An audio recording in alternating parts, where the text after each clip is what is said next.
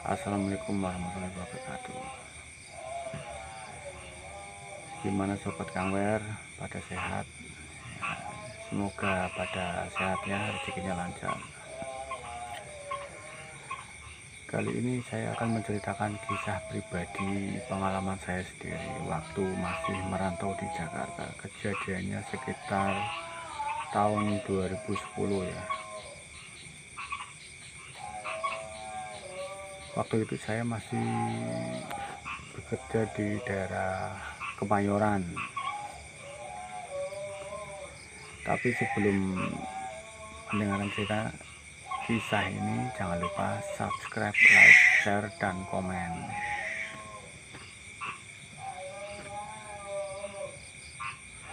Berawal dari sebuah saya mencari tempat kos-kosan di Jakarta. Itu saya kan kos-kosan waktu di Jakarta itu mahal ya.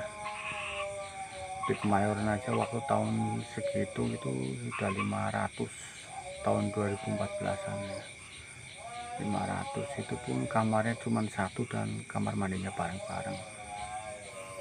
Nah, karena saat itu saya bekerja sebagai supir atau mengemudi, saya ingin mencari kosan yang agak murah. Dikarenakan waktu itu saya di situ waktu masih freelance ya, kadang dibayar 50.000, kadang 100.000, kadang nggak dibayar. Itu yang penting saya hafal jalan Jakarta lah ya. Karena pada saat itu belum ada Google Map atau masih jarang lah, ada tapi jarang orang mempunyai HP Android atau menggunakan Google Map ya. Waktu itu masih pakai HP yang biasa atau HP jadul itu, kalau istilahnya itu HP sliring gitu istilahnya. Nah, karena mau mencari kosan murah, teman saya ada dari orang seberang lah ya, orang timur. Dia ngasih info, Matt, ada kosan murah ya, di mana di Tanah Merah itu. Berapa ya? 2,5 ya. Ya udah, ntar besok saya ke sana cek gitu. Nah, keesokan harinya pun setelah saya selesai kerja gitu, hari Minggu saya kan libur, langsung saya pergi menengok kosan tersebut bersama teman saya. Nah, saat di kosan itu, kosannya itu menurut saya itu sangat sederhana sekali, terbuat dari bilik kayu, ukurannya paling cuman 2 meter 2 meter, kecil ya. Kamar mandinya di luar, itu 250.000. Tahun segitu itu nyari kosan di situ kayaknya nggak ada itu. Harga 250.000. Nah, kata si Adi, Met, nih kosannya. Oh, kosong kenapa di? Lah biasa Met, itu mungkin nggak cocok orang-orangnya di sini gitu. Nah, akhirnya saya bertemu dengan ibu kos dan mau kos di situ dengan alasan ya murah ya. Waktu itu saya akhirnya pindah ke Tanah Merah dan kerjanya tapi tetap masih di Kemayoran ya.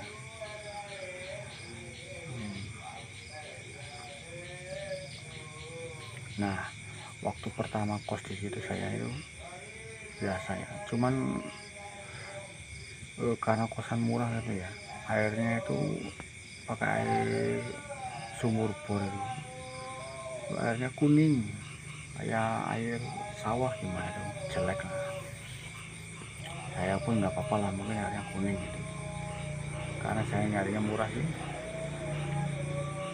Nah, saya kos di situ, banyak sekali kejadian yang menurut saya itu gak masuk akal itu. Nah, teman saya yang dari Flores ini, timur ini, ngomong, Mas, di sini itu banyak setannya. Banyak setannya gimana maksudnya ya? Suka ada penampakan kuntilanak itu di pohon ceri itu. Kadang juga ada yang kesurupan itu. Kayaknya paling serem, Mas, kadang sebulan sekali itu ada aja orang yang meninggal di sini nih.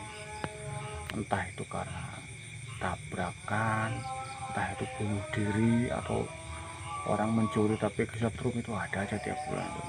Awalnya aku itu nggak begitu percaya ya, tapi lama kelamaan setelah sehari dua hari itu, iya benar emang itu. Aku waktu kos itu ada orang yang nyuri di rumah kosong, tapi ya itu mati kayak gitulah.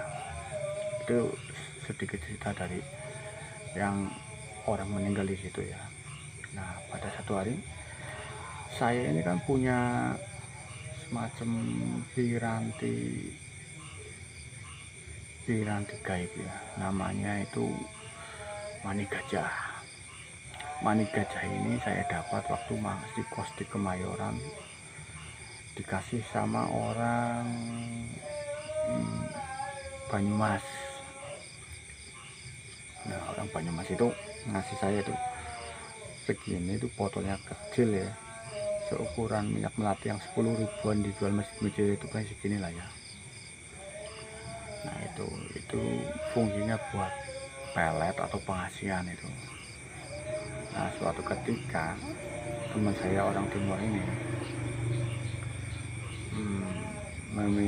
ribut sama bininya lah. Teman saya kan udah punya istri, jadi kosan saya, kontrakan saya sama kontrakan teman saya itu sebelah-sebelahan ya. Jadi ini gang sini kontrakan saya, gang depannya itu kontrakan teman saya. Nah, dia pinjam mani gajah. Cuman saya bilang ke teman saya, ini boleh kamu pakai, tapi jangan kamu pakai pas malam hari, karena nggak cuma manusia yang suka sama orang, bahkan setan itu juga akan dekat kalau kita pakai mani gajah. Awalnya teman saya itu nggak percaya ya mungkin karena dia jarang ketemu yang hal-hal mistik itu, akhirnya dia pakai aja malam itu. Karena waktu itu dia mungkin sedang ribut sama istrinya, ribut karena apa gitu ya, dia make mungkin ingin biar istrinya itu jadi sayang lagi dan gak marah-marah itu, makanya dia pakai minyak pengasihan itu yang mani gajah yang saya pakai itu. Dia pakai, makanya cuma diolesin gini gitu, ke sini gitu, diolesin lah terus gitu. Nah, alhasil jam 1 malam itu, jam 12 sampai jam 1 malam itu dia kan pakai tuh, dia telepon ke aku tuh, telepon pakai apa itu kan, telepon rilit gitu kan. Nah, aku angkat, halo, ada apa di gitu. Mat, ini di mana ya? Ya di rumah, di kamar, mau tidur. Lu tidur lo, tadi mau tidur lo, bangun, orang kamu telepon gitu. Ada apa ya, malam-malam telepon. Mat, tolongin gua gitu. Tolongin apaan gitu. Ini di belakang ada yang garuk-garuk sama ketawa-ketawa. Ya, ketawa-ketawa ngapain orang jam 1 gini kok garuk-garuk sama ketawa-ketawa. Aku bilang refleks aja ya, orang itu malam-malam jam 1, lu kali sama bini lu yang ketawa-ketawa lagi main gitu ya, istilah joroknya gitulah. Si teman gue bilang, wah sialan lu, serius ini gitu. Ini cepetan, ada kuntilanak, cuman gue doang, bini gue juga ketakutan sama anak gue gitu. Oh jadi bini lu juga dengar? Iya dengar. Akhirnya padahal itu cuman ya 7 langkah aja itu, diketok kosan saya juga nyampe, telepon segala si teman saya itu. Aku juga heran tuh. Akhirnya saya keluar ke rumahnya teman saya itu yang orang timur itu. Nah, saya masuk kosannya ini, tercium bau minyak itu, minyak mani gajah itu. Aku lagi, aduh, kamu pakai apaan sih? pakai minyak lu, minyak mani gajah gitu. Iya, kan gue udah bilang jangan dipakai malam-malam, ngapain lu pakai malam-malam gitu. Iya Nat, sorry Nat, gua ribut sama bini gua make ya karena niat gue baik biar bini gue nggak marah-marah, terus gue pengen ituan lah gitu. Lu ada aja udah gue bilangin, gak cuman manusia doang yang suka sama orang yang pakai minyak ini mau lu pakai gitu. Akhirnya ini juga ngomong, ya Mas, di belakang tuh ada apa ya Mas ya, orang nyakar-nyakar sambil ketawa gitu, Mas aku kan takut gitu. Hah? Emang dengar sampean Pak? Dengar gitu. Waduh, ini kuntilanak ini datang pas ini. Kuntilanak di samping rumah kan ada pohon ceri, sekitar 5 meter itu ada pohon ceri, itu ada kuntilanaknya itu. Nah itu, waduh ini tolong Mas gitu. Nah akhirnya ya saat itu juga jam 1 malam saya bilang ke teman saya orang timur itu, saya mau mindahin tapi dengan satu syarat, kalau besok ada penampakan di tempat yang lain jangan bilang-bilang dari gua gitu. Iya Mat, itu sini pindah kemana nih, terserah lu lah gitu. Akhirnya ya dengan sedikit pengalaman yang dulu pernah dipelajari ya, kuntilanaknya itu aku pindah tuh sembarangan. Aku pindah sembarangan, akhirnya itu malam itu aman lah. Nah keesokan harinya itu pas malam minggu, kebiasaan adat orang timur itu kan kalau minggu itu pesta tuh, jamu minum-minuman lah, minum-minuman anggur, kadang arak gitu ya. Aku udah biasa itu kalau di situ ada orang minum-minuman, walaupun saya nggak minum, palingnya makan roti kacang itu ya. Nah, pas maghrib tetangganya orang timur ini, teman saya ini geger ini, sama-sama orang timur kan, sederetan ada 5 kontrakan itu orang timur semua. Nah, tetangganya teman saya itu geger habis maghrib, tahu tuh keluar dari belakang habis nyuci teriak-teriak, ayah ayah ada setan gitu. Orang itu lagi pada minum, itu ada 7 orang.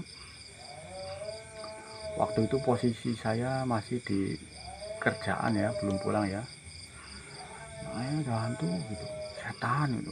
Orang itu lagi minum nih sama teman saya juga ikut minum itu. Nah pas gitu ada setan apaan tuh, di belakang ada perempuan rambutnya panjang banget, ketawa-ketawa. Di mana? Lagi pas saya nyuci baju. Jadi ya model itu apa, ruang buat nyuci baju dan pakaian piring itu di belakang itu atapnya itu nggak pakai itu ya, nggak pakai genteng, jadi mau langsung ke langit-langit gitu, cuma di tembok-tembok aja, jadi ke atasnya itu langsung langit ya. Nah nongkrongnya itu pas di atas langit-langit itu, nongkrong di salah satu